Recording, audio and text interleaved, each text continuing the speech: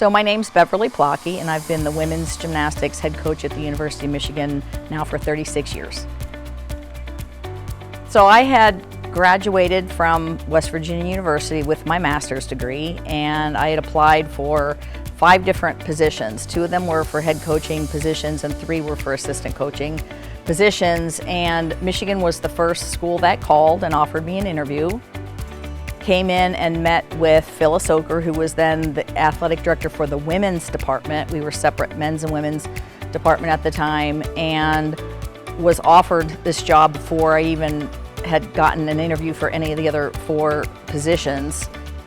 But what was interesting about it was when I came on campus, Jack Weidenbach was sort of running the internal operations of the entire athletic department, and he took me over to a Board of Regents meeting where Bo Schembeckler, who was the acting AD, was, and went to introduce me to Coach Schembeckler. And I'll never forget, he kind of put his arm around me and gave me a little tug, and he said, "I know, how you doing, honey?" And it was just very endearing to have him acknowledge that he even knew what women's gymnastics at University of Michigan was at that point in my career was pretty cool. When I got here in that very first season and met my team, we had been 2 wins and 19 losses the year before, so the expectations weren't super high. I had put together a 4-year plan and went and said what I thought we would be able to do. And at the end of the 4 years, I thought that we had the ability to become a top 10 team in the country. And at the end of those 4 years, we actually finished 9th. So it was a pretty fast-moving introductory to collegiate women's gymnastics when I actually was 23 years old. You know, part of women's gymnastics is the uniform. It's kind of like, you know, you wouldn't wear the same dress to the prom. Very early on, before Swarovski, you know, crystals and all the things that we have today, we had sequins. And we had taken a leotard that was just plain, and I had purchased blue and yellow sequins and needles and thread, and we were on a bus trip on our way. We basically had a little sewing class, and we had the athletes sew the sequins, the individual sequins, in a pattern on their leotards so that we could add a little bit of a bling to our apparel, and they just thought that that was the most hysterical thing ever.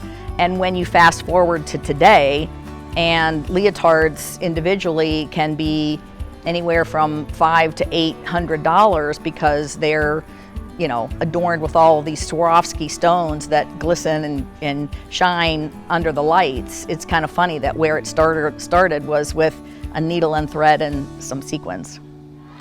1, 2, 3, way to go, Blue! I think the success is amazing, but I am most proud of the fact that we earned every single thing that we got. We did all of those things because this was a passion to want to build this program, and from everything that we put into it, the blood, sweat, and tears, comes the success. And the success is the foundation that we built with the athletes about what this program stands for, who we are, what we want to be, how we want to represent the Block M and the pride in the University of Michigan.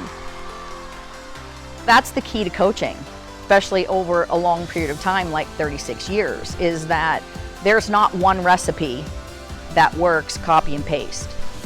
It's adapting the way that we communicate with athletes. It's adapting the way that we motivate athletes. In the latter part of my career, I think that what makes me the happiest, keeps me motivated and proud, is that I see these young women come in. I always say, like deer in the headlights. They don't know, you know, they're girls.